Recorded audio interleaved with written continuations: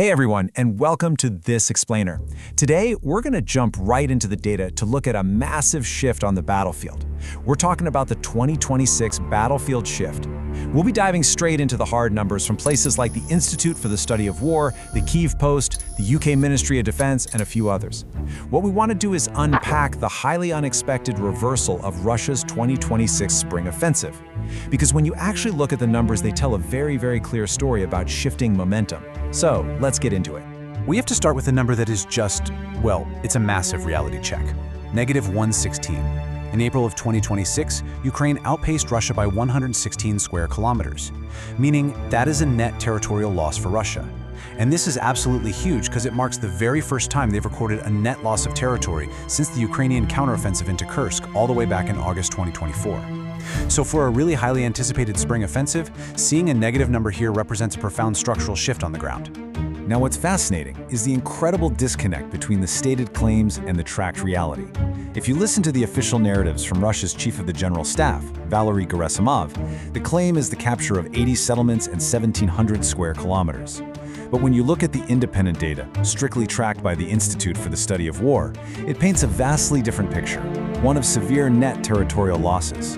We are literally looking at two completely different operational realities here. And you can see exactly how dramatic this collapse in operational tempo has been right here. Back in March 2025, Russian forces were capturing an average of 12.9 square kilometers every single day. Fast forward a year to March 2026, which was the launch month of this new spring offensive, and they managed to take a total of just 23 square kilometers for the entire month. I mean, think about that for a second.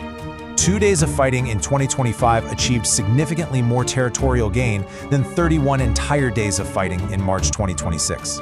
To really understand this, we need to look at how this built up over a longer timeline. Because this kind of slowdown, it doesn't just happen overnight. It is a long-term, structural decline. If we go back to November 2025, Russia was still seizing about 575 square kilometers. By December, that advance dropped by 40 to 50 square kilometers. And that downward trajectory just kept accelerating for months, all the way until it hit that stark net territorial loss in April 2026.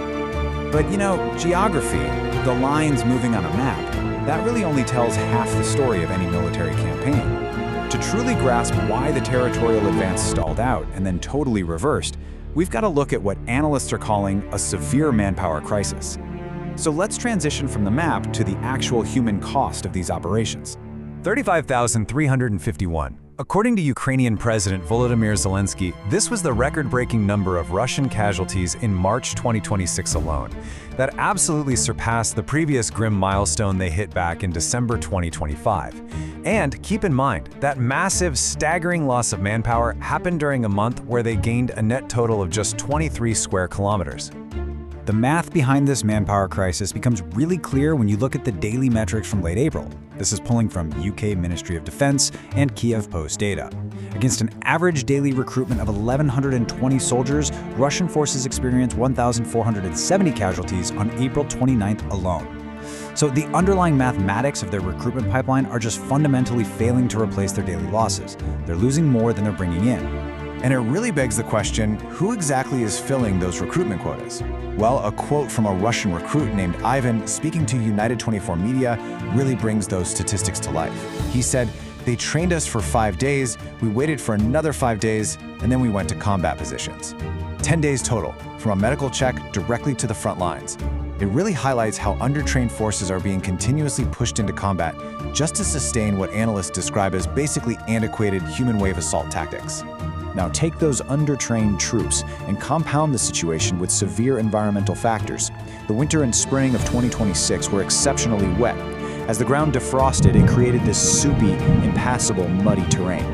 Analysts describe this as meat and metal meeting the mud. The heavy Russian mechanized units, the metal, they found themselves completely trapped and immobilized in the muck. This basically stripped the infantry of their fire support and their armor protection, forcing these really vulnerable soldiers out on foot into highly exposed conditions. Okay, but bad weather and recruitment struggles alone, they don't just magically cause a 116 square kilometer reversal. You need a catalyst for that. So let's look at the other side of the equation, Ukraine's highly adaptable strategic response. How exactly are they dismantling this offensive? The Institute for the Study of War actually outlines a very clear roadmap of Ukraine's current military campaign, and it's built on 4 major pillars. 1. Drones. 2. A targeted ground offensive. 3. Mass communications disruption. And 4. A comprehensive, overarching strategy known as active defense. Let's break these down to see how they're actually interacting on the battlefield. First, consider just how much of an impact remote technology is having. Are you ready for this? 96%. According to the Kiev Post, 96% of Russian casualties are currently attributed to drone strikes. For anyone following the evolution of global warfare, this is a jaw-dropping statistic. It is a stark illustration of meat versus machine, where these massive kill zones are being established and maintained almost entirely through unmanned aerial systems. And we are not just talking about those small frontline quadcopters anymore. Ukraine has integrated specific middle-range drones into their arsenal, and it works in a 3-step process. First, these middle-range drones fly up to 200 kilometers directly behind the Russian front lines.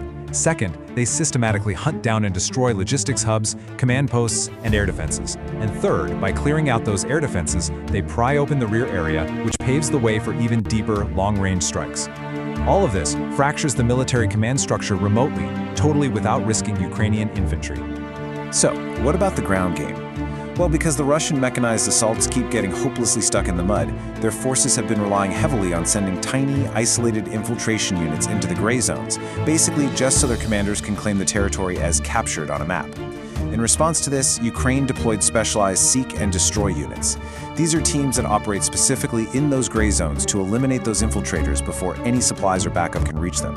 And remember, that backup is already being targeted by drones in the rear anyway.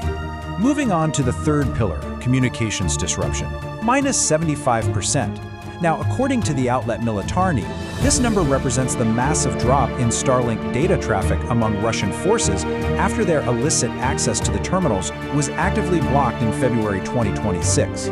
This move essentially plunged a huge portion of the Russian front lines into a sudden, massive communications blackout. And as if that wasn't enough, this communications gap was actually further compounded by internal policies. Right around the same time they lost their Starlink access, the Russian government actually began actively throttling Telegram, which is an app that a lot of frontline units were using to coordinate. By limiting the app, the Kremlin essentially left their own soldiers without viable modern communication tools right in the middle of a major offensive. So all of these elements, the drones, the seek and destroy teams, the comms blackouts, they all feed into Ukraine's overarching 2026 strategy, which is called active defense. Now, this is not about launching massive, sweeping counteroffensives. Instead, it means defending stubbornly where necessary and relying on calculated precision strikes at the opponent's absolute weakest points. It forces the opponent to constantly react, to shift their reserves, and to operate on their back foot, all while Ukraine prioritizes their own unit cohesion. So, as we analyze the current state of this spring offensive, it naturally begs the question, what comes next? Let's pivot to the final phase of our explainer today and look at the ultimate objectives Ukraine is targeting as we move deeper into 2026. 50,000. That is the aggressive, ambitious benchmark set by Ukrainian Defense Minister Mikhailo Fedorov. 50,000 monthly Russian casualties by the end of 2026. Remember that recruitment data we discussed earlier? If Ukraine can utilize their active defense strategy to push Russian losses up to 50,000 a month, they mathematically intend to completely overwhelm and break Russia's already struggling recruitment pipeline. Which leaves us with a deeply provocative question to consider. As Ukraine pushes forward on the mainland through these exact tactics, is the systematic isolation of Crimea the ultimate endgame here? With ongoing precision attacks targeting Crimean supply lines, logistical hubs, and ships, the long-term strategic implications are absolutely immense. It is a rapidly shifting battlefield, and the data certainly proves it. Thank you so much for exploring this explainer with me today, and I highly encourage you to keep questioning the numbers. See you next time.